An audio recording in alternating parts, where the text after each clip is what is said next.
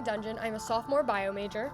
And hi, my name is Isabella Rios. I'm also a sophomore, but I'm an environmental science major, and we both have a minor in IST, which is Information Sciences and Technology, and that's actually how we met and how we decided to work together, because we've worked together before and we've actually met in biolab, funny enough. But we are basically taking what we know from our specific majors and kind of implementing it in a way that is accessible through IST and through Python and coding. So I hope you enjoy.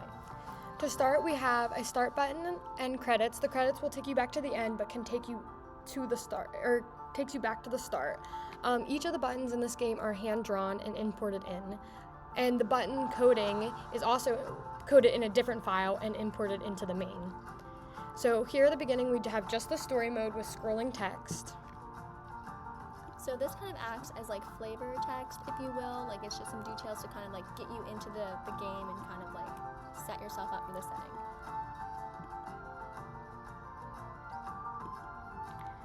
Here we have the goal of the game, and this note clarifies that you are a scientist and you have the kingdom has lost faith in you after you failed an experiment, and in order to prove yourself to the king, you have to build a polypeptide chain that will go on to express a gene, and then you can escape. And on the back, we have the steps you have to complete in order to reach the final goal. And I would just like to add that Quinn hand drew this herself and wrote this in. All right, we'll go on to our next step, replication. And here this is where we incorporate biopython into our code. And this is a randomized sequence of DNA that will change each gameplay. The only thing that stays the same are the first 3 nucleotides, which will always code for a stop codon at the end.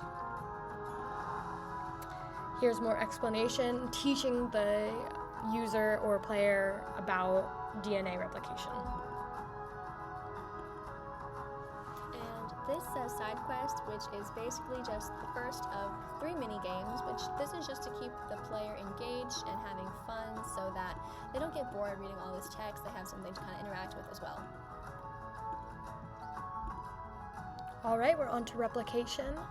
As you can see, these correspond with each other using the biopython programming.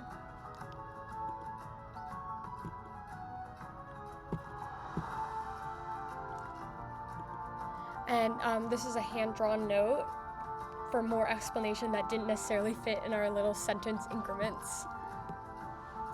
This is our second side quest, which is basically explaining exons and introns. And these mini games basically just kind of go on to kind of further emphasize and give a visual of what the DNA process is about. So it kind of helps, players with that visual aid as well. All right, we're on to transcription, which is DNA to RNA. And I put the RNA in red to distinguish the DNA from the RNA so the player knows what's happening. We tried to stay with the medieval dungeon theme a lot in the text, and you can really see it towards the end. All right, we're on to translation. This last side quest is based on the snake game. It is the snake game, but it just acts as the polypeptide chain.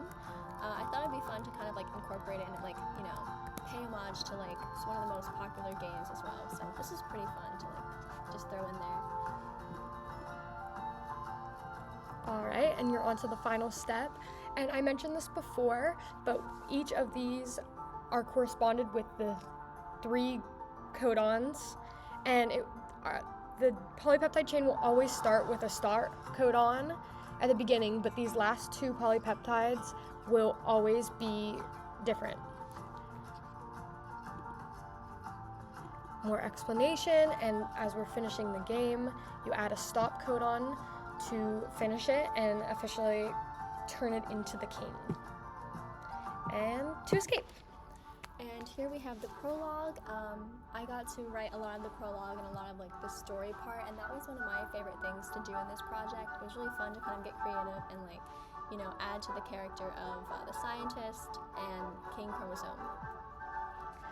All right. Bella wrote this, and it brought tears to my eyes because it was one of my favorite parts because it was written at the end and it really tied everything together. All right, onto the credits, which looks so official.